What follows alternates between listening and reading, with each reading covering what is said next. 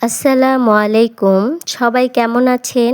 আশা করি আল্লাহর রহমতে সবাই ভালো আছেন। আমি রাবেয়া লাইফস্টাইল থেকে আপনাদের সবাইকে স্বাগতম জানাচ্ছি আমার আজকের নতুন একটি ট্রাভেল ভিডিওতে। পঞ্চগড় বাংলাদেশের একেবারেই উত্তরের একটি সুন্দর জেলা।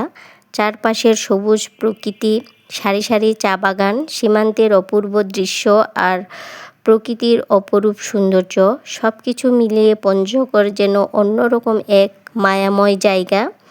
এর আগের ভিডিওতে আপনারা আমাদের পঞ্চগড় ভ্রমণের বেশ কিছু সুন্দর মুহূর্ত দেখেছেন, আর আজকের ভিডিওতে আমরা ঘুরে দেখব আরও কিছু অসাধারণ ও দর্শনীয় স্থান। আজকে আমাদের যাত্রা শুরু হবে সুন্দর সবুজে ঘেরা কাজী অ্যান্ড কাজী চা বাগান থেকে। চা বাগানের সবুজের মাঝে দাঁড়িয়ে প্রকৃতির সৌন্দর্য উপভোগ করার অনুভূতিটাই ছিল অন্যরকম। এরপর আমরা যাব বাংলাদেশের একেবারেই শেষ প্রান্তে বাংলাবান্ধা জিরো পয়েন্ট। সেখানে দাঁড়ালে মনে হয় দেশের একেবারে শেষ সীমানায় এসে পৌঁছে গিয়েছি। সীমান্তের এই দৃশ্য, চারপাশের পরিবেশ এবং এখানকার প্রকৃতি আপনাদের সঙ্গে আজকের ভিডিওতে শেয়ার করব। আর সব শেষে আমরা যাব মহানন্দা নদীর পাড়ে। নদীর শান্ত খোলা আকাশ আর চারপাশের প্রাকৃতিক সৌন্দর্য সব মিলিয়ে সেখানে কিছু সুন্দর সময় কাটানোর চেষ্টা করব। তাই আজকের ভিডিওটি একদম শেষ পর্যন্ত আমাদের সঙ্গেই থাকুন। ভিডিওর প্রতিটি মুহূর্ত আপনাদের ভালো লাগবে এই আশা করছি। চলুন তাহলে আর দেরি না করে শুরু করি আমাদের পঞ্চগড়ের নতুন ভ্রমণ অভিযান। কাজী অ্যান্ড কাজী চা বাগানের দিকে যাওয়ার পথে রাস্তার দুপাশে চোখে পড়বে অসংখ্য পাথর আর বালুর স্তূপ। কোথাও আবার বড় বড় পাথর মেশিনের সাহায্যে কেটে ছোট ছোট টুকরো করা হচ্ছে। বিশাল আকৃতির পাথরগুলো কিভাবে মেশিনের মাধ্যমে ভেঙে ছোট করা হচ্ছে সেই দৃশ্য দেখতে বেশ আগ্রহ জাগে। পঞ্চগড়ের এই অঞ্চলে পাথর ও বালুর এমন দৃশ্য পথের সৌন্দর্যের সঙ্গে যোগ করেছে এক ভিন্ন রকমের বাস্তবতা। পথে যেতে যেতে এসব দৃশ্য দেখতে দেখতে আমাদের যাত্রাটাও হয়ে উঠেছিল আরও বৈচিত্র্যময় ও উপভোগ্য। মাশাআল্লাহ, পাথরগুলো খুব সুন্দর দেখাচ্ছে। অবশেষে আমরা পৌঁছে গেলাম আমাদের কাঙ্ক্ষিত গন্তব্য কাজী অ্যান্ড কাজীতে। তবে এখানে আসার আগে একটি গুরুত্বপূর্ণ বিষয় আপনাদের জানিয়ে রাখি। কাজী অ্যান্ড কাজীর ভিতরে ইচ্ছামতো সরাসরি প্রবেশ করা যায় না। এখানে প্রবেশের জন্য আগে থেকে অনুমতি নেওয়ার প্রয়োজন হয়। আমরা যখন সেখানে পৌঁছালাম তখন গেটম্যানের সঙ্গে কথা বলার পর মূল কর্তৃপক্ষের সঙ্গে যোগাযোগ করে আমাদের প্রবেশ অনুমতি দেওয়া হয়। অনুমতি পাওয়ার পরেই আমরা কাজী অ্যান্ড কাজীর ভিতরে প্রবেশ করি। ভিতরে ঢোকার পর প্রথমে যে বিষয়টা আমাদের নজর কেড়েছে তা হলো এখানকার সুন্দর পরিবেশ এবং মনোমুগ্ধকর বাংলো, চারপাশে সবুজ প্রকৃতি আর নিরিবিলি পরিবেশ মিলিয়ে জায়গাটি সত্যিই বেশ সুন্দর ও প্রশান্তিময়। তাই আপনারা যারা কাজী অ্যান্ড কাজী ঘুরতে যেতে চান তাদের জন্য আমাদের পরামর্শ থাকবে আগে থেকে যোগাযোগ করে এবং অনুমতি নিয়ে তারপর যাবেন, কারণ অনুমতি ছাড়া সেখানে প্রবেশের সুযোগ নাও হতে পারে। আর যদি আগে থেকে যোগাযোগের নম্বর সংগ্রহ করতে না পারেন তাহলে সেখানে গিয়ে যারা রিসোর্ট বা আশপাশের জায়গায় ঘুরতে এসেছে তাদের সঙ্গে কথা বলে আপনারাও যোগাযোগ নম্বর সংগ্রহ করতে পারেন। এরপর কর্তৃপক্ষের সঙ্গে কথা বলে এবং গেটম্যানের সঙ্গে যোগাযোগ করিয়ে অনুমতি নিয়ে ভিতরে প্রবেশ করবেন। কারণ দূর দূরান্ত থেকে এত কষ্ট করে এসে যদি অনুমতি না থাকার কারণে ভিতরে প্রবেশ করতে না পারেন তাহলে ভ্রমণটা কিছুটা হতাশাজনক হয়ে যেতে পারে।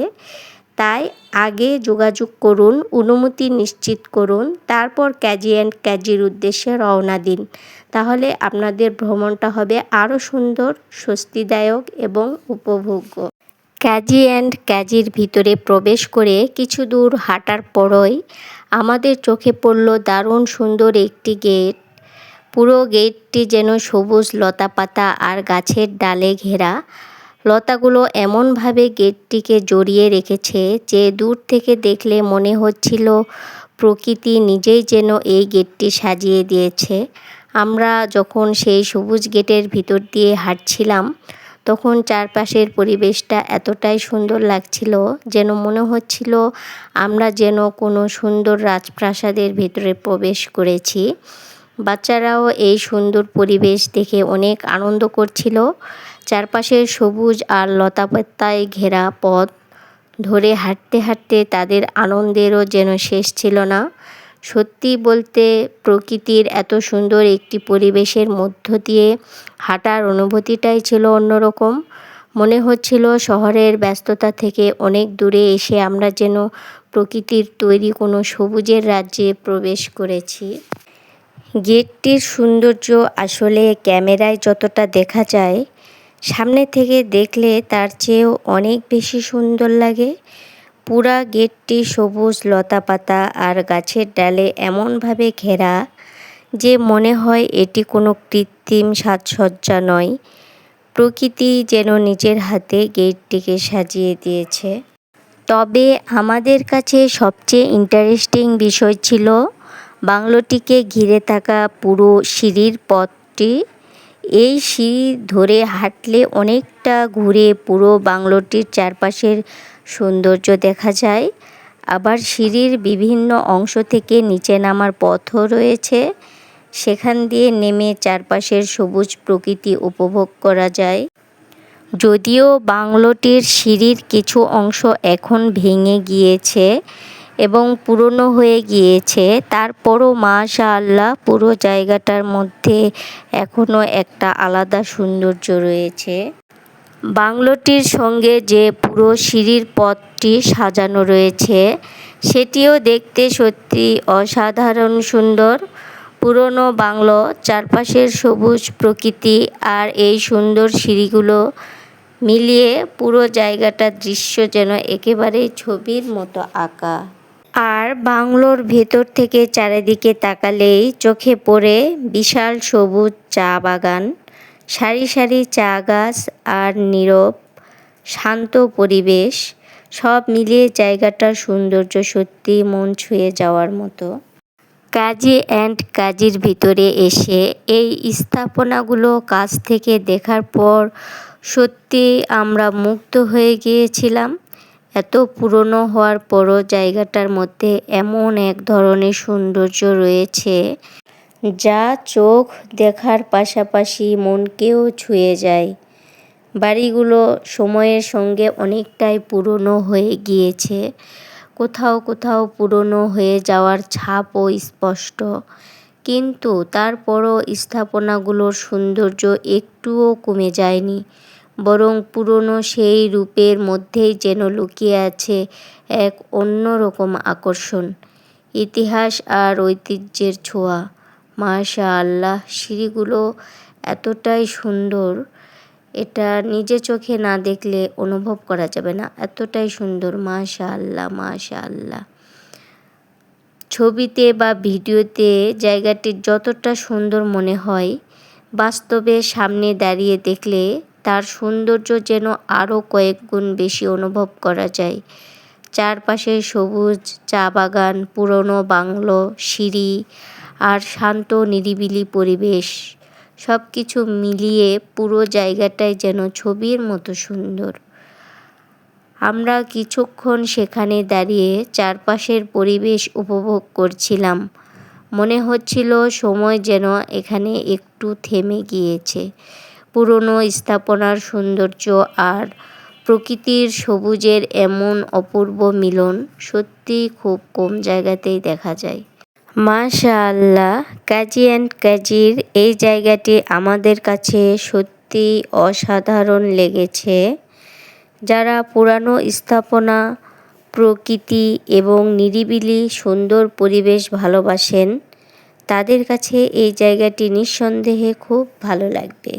বাংলোটির সিঁড়িগুলোর কিছু অংশ বর্তমানে অনেকটাই পুরনো হয়ে ভেঙে গিয়েছে।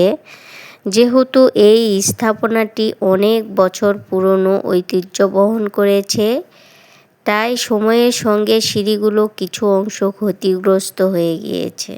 বাংলোটির চারপাশ যেন সবুজের এক অপূর্ব চাদরে ঘেরা। চারিদিকে যতদূর চোখ যায় শুধু সারি সারি চা বাগান। সেই সবুজ চা বাগানের মাঝখানে দাঁড়িয়ে থাকা পুরনো বাংলোটির দূর থেকে দেখলে মনে হয় প্রকৃতির বুকের মধ্যে যেন এক সুন্দর ছবির মতো বাড়ি। বাংলোর পুরনো ঐতিহ্য আর চারপাশের মনোমুগ্ধকর চা বাগানের সৌন্দর্য একসঙ্গে মিলে জায়গাটিকে করেছে আরও অসাধারণ। সামনে দাঁড়িয়ে এই দৃশ্য দেখলে সত্যি চোখ জুড়িয়ে যায়, আর মনে হয় এমন সুন্দর পরিবেশ কিছুটা সময় কাটাতে পারাটাও সৌভাগ্যের। মাশাআল্লাহ, জায়গাটি সত্যি অসম্ভব সুন্দর। মাশাআল্লাহ। কাজী অ্যান্ড কাজীর ভিতরে যতই এগিয়ে যাচ্ছিলাম ততই যেন চারপাশের সৌন্দর্য আমাদের মুগ্ধ করে তুলছিল। এখানে চা বাগান শুধু চোখে দেখার মতো একটি দৃশ্য নয়, মনে হচ্ছিল পুরা পরিবেশটার সঙ্গে চা বাগান মিশে আছে। ছোট ছোট চা গাছগুলো সারিবদ্ধভাবে দাঁড়িয়ে আছে, আর তাদের মাঝ দিয়ে হাঁটতে হাঁটতে মনে হচ্ছিল সবুজের ভেতর দিয়ে কোনো সুন্দর পথ ধরে এগিয়ে যাচ্ছি। দূর থেকে তাকালে পুরো চা বাগানটাকে যেন সবুজ কার্পেটের মতো মনে হচ্ছিল। কখনো বাংলোর পাশ দিয়ে, আবার কখনো চা বাগানের ভেতরের পথ ধরে যেদিকেই তাকাই ক্যামেরায় ধারণ করার মতো সুন্দর সুন্দর দৃশ্য। বাচ্চারাও চারপাশের এই সবুজ পরিবেশ দেখে বেশ আনন্দ করছিল। সত্যি বলতে কাজী অ্যান্ড কাজীর এই চা বাগানের সৌন্দর্য শুধু ভিডিওতে দেখলে হয়তো পুরোটা অনুভব করা যাবে না। এখানে এসে নিজের চোখে এই সবুজের বিশালতা দেখার অনুভূতিটা একেবারেই আলাদা। এভাবেই কাজী অ্যান্ড কাজীর ভেতরে আমাদের সুন্দর সময়টা কেটে গেল। পুরনো ঐতিহ্যবাহী বাংলো, চারপাশের সবুজ চা বাগান আর মনোমুগ্ধকর পরিবেশ, সব কিছু মিলিয়ে জায়গাটি আমাদের কাছে সত্যিই স্মরণীয় হয়ে থাকবে। কাজী অ্যান্ড কাজী এই সুন্দর স্মৃতিগুলো সঙ্গে নিয়ে এবার আমরা রওনা হচ্ছি আমাদের পরবর্তী গন্তব্যের উদ্দেশ্যে। আর আমাদের পরবর্তী গন্তব্য হলো বাংলাদেশের একবারে শেষ প্রান্ত বাংলাবান্ধা 0 পয়েন্ট। সেখানে গিয়ে আমরা দেখব দেশের শেষ সীমান্তর দৃশ্য, সীমান্তবর্তী এলাকার প্রকৃতি এবং চারপাশের পরিবেশ। এত দূর এসে বাংলাদেশের একেবারে শেষ প্রান্তে দাঁড়ানোর অনুভূতিটা কেমন ছিল সেটাও আপনাদের সঙ্গে শেয়ার করব। তাহলে চলুন কাজী অ্যান্ড কাজীর সবুজ সৌন্দর্যকে বিদায় জানিয়ে এবার বেরিয়ে পড়ি বাংলাদেশের শেষ সীমানার পথে। এবার আপনাদের নিয়ে যাই বাংলাবান্ধা 0 পয়েন্ট।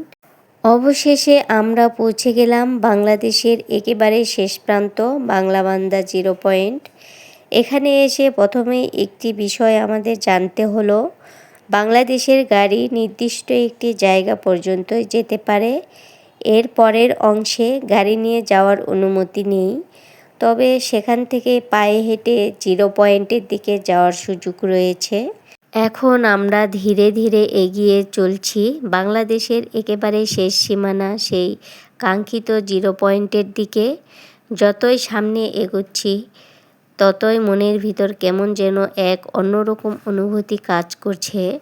ভাবতে ভালো লাগছে আমরা বাংলাদেশের একেবারে শেষ প্রান্তের কাছাকাছি চলে এসেছি।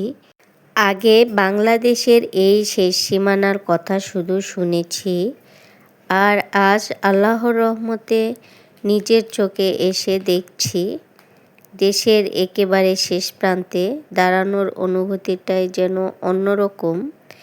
এই মুহূর্তটা সত্যিই মনে রাখার মতো। এখানে দর্শনার্থীদের বসার জন্য একটি সুন্দর জায়গাও রয়েছে।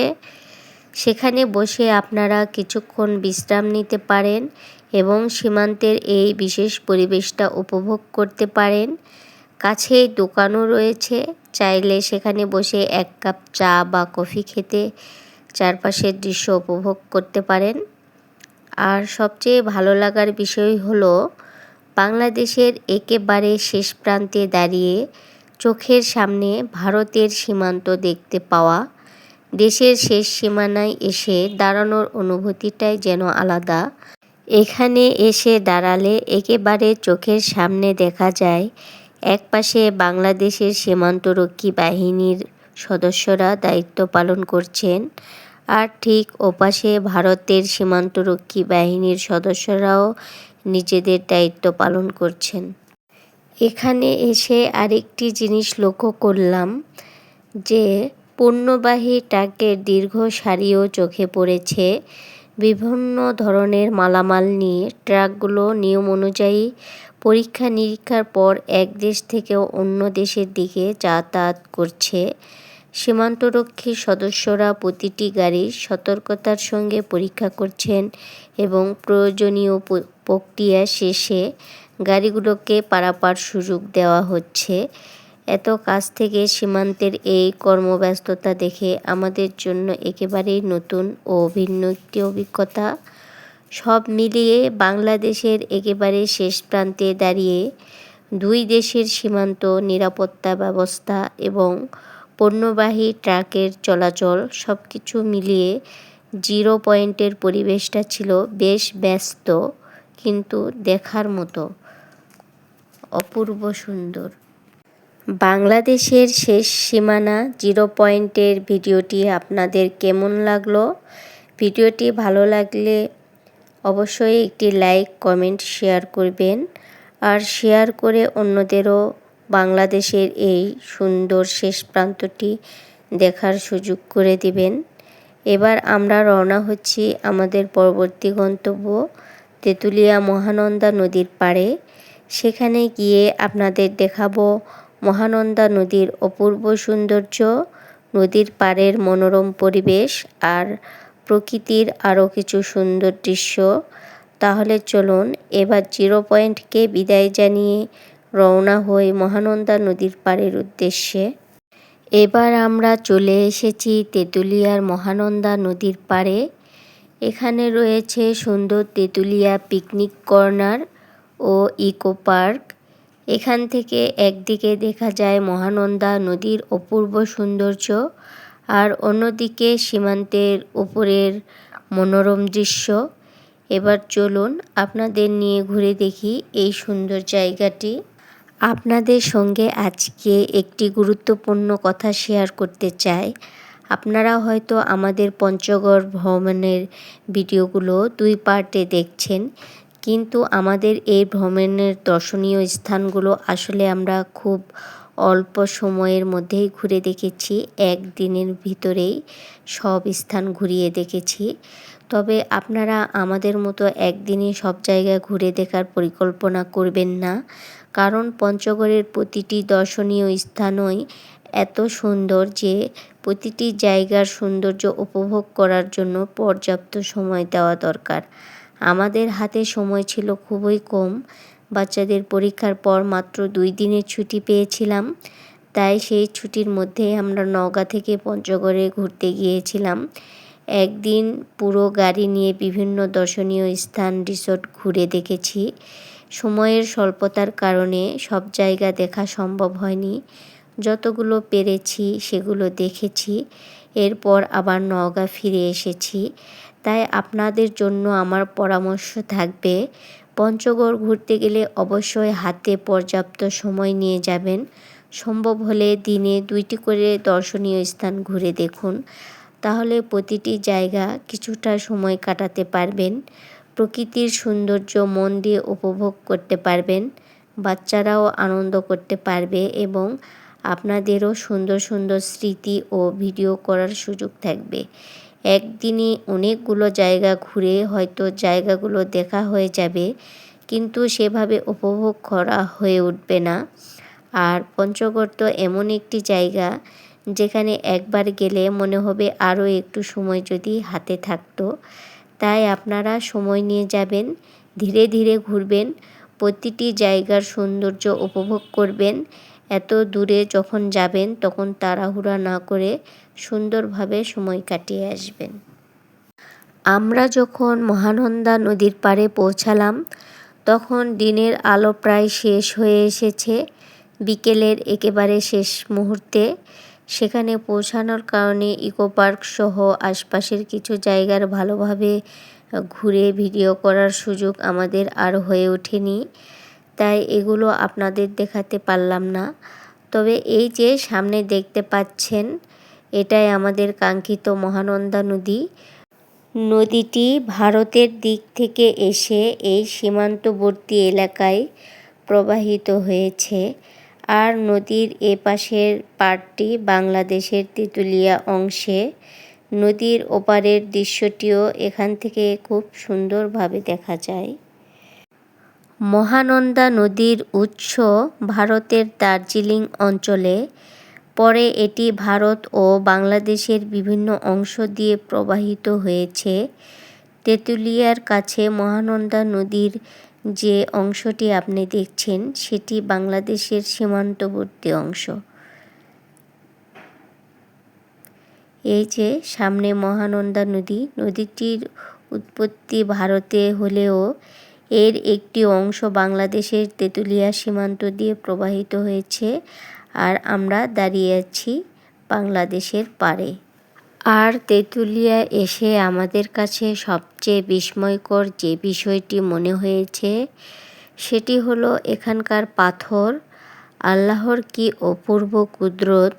এই এলাকার মাটির নিচে থেকেও পাথর পাওয়া যায়, আবার মহানন্দা নদীর ভিতর থেকেও অসংখ্য পাথর সংগ্রহ করা হয়।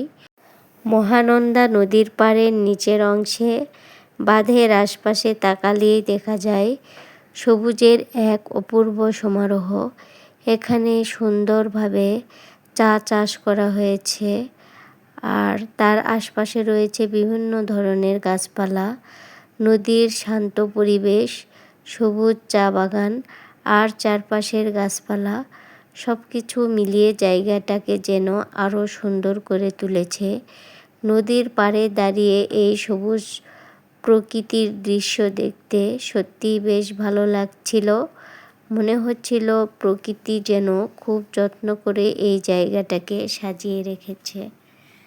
মাশাআল্লাহ, খুব সুন্দর চা বাগান। নদীর উপর থেকে বোঝাই যাচ্ছিল না যে নিচে এত পরিমাণ জায়গা আছে। মাশাআল্লাহ মাশাআল্লাহ, চা বাগানগুলো দেখতে খুব সুন্দর লাগছিল। মাশাআল্লাহ। নদীর পাড়ে দেখলাম এলাকার মানুষজন নদী থেকে পাথর তুলে সংগ্রহ করেছেন এবং সেগুলো বিভিন্ন কাজে ব্যবহার ও বিক্রি করছেন।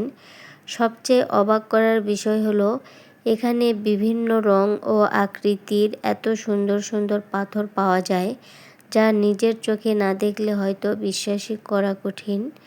মানুষ প্রতিদিন এত পাথর সংগ্রহ করছে, তারপরও যেন পাথরের কোনো শেষ নেই। এসব দেখে সত্যিই মনে হয় আল্লাহ তাআলার সৃষ্টি প্রতিটি জায়গায় আলাদা আলাদা নিদর্শন রেখেছেন। কোথাও পাহাড়, কোথাও নদী, কোথাও চা বাগান, আবার কোথাও মাটির নিচে লুকিয়ে রেখেছেন অসংখ্য পাথরের ভাণ্ডার। তেঁতুলিয়ার এই মহানন্দা নদী আর পাথরের সৌন্দর্য দেখে আমরা সত্যি মুগ্ধ হয়ে গিয়েছিলাম। আল্লাহর সৃষ্টি যত দেখি ততই মনে হয় আমরা তার কুদরতের কত সামান্যই না দেখতে পেয়েছি। মহানন্দা নদীর এপাশ থেকে ওপাশে তাকাতেই ভারতের দিকে একটি ব্রিজও চোখে পড়ছিল, তবে তখন প্রায় সন্ধ্যা হয়ে গিয়েছিল।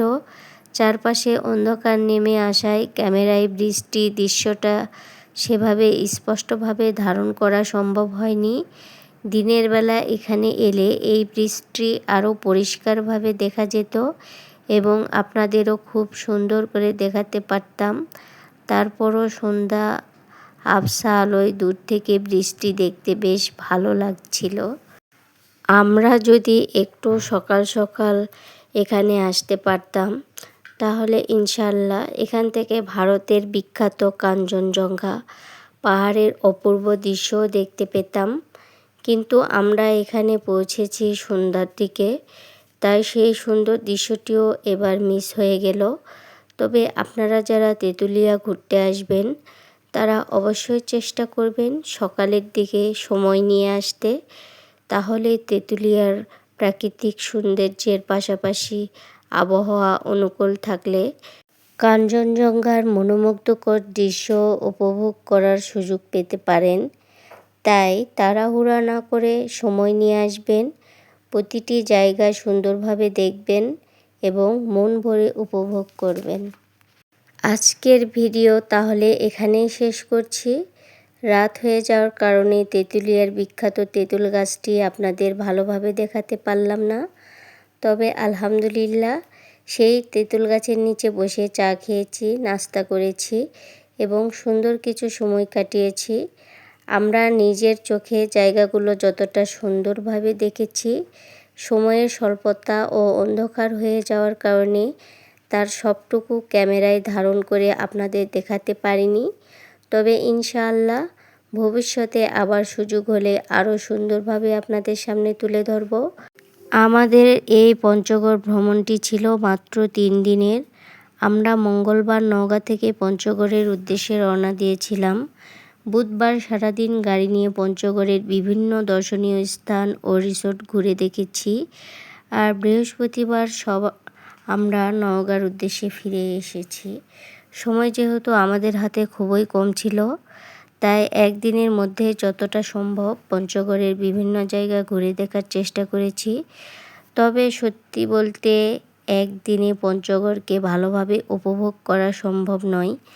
তাই আপনারা যদি পঞ্চগড় ভ্রমণে আসেন অবশ্যই মতো তাড়াহুড়া করবেন না, সব জায়গায় একদিনে দেখার চেষ্টা করবেন না, হাতে পর্যাপ্ত সময় নিয়ে আসবেন। ধীরে ধীরে প্রতিটি জায়গা ঘুরে দেখবেন এবং প্রকৃতির সৌন্দর্য মন ভরে উপভোগ করবেন। আজকের মতো আমাদের পঞ্চগড় ভ্রমণ ভিডিও এখানেই শেষ করছি। ভিডিওটি ভালো লাগলে অবশ্যই লাইক, কমেন্ট, শেয়ার করবেন আর আমাদের জন্য দোয়া করবেন। সবাই ভালো থাকবেন, সুস্থ থাকবেন। আবার দেখা হবে নতুন কোনো ভিডিও নিয়ে। আল্লাহ হাফেজ।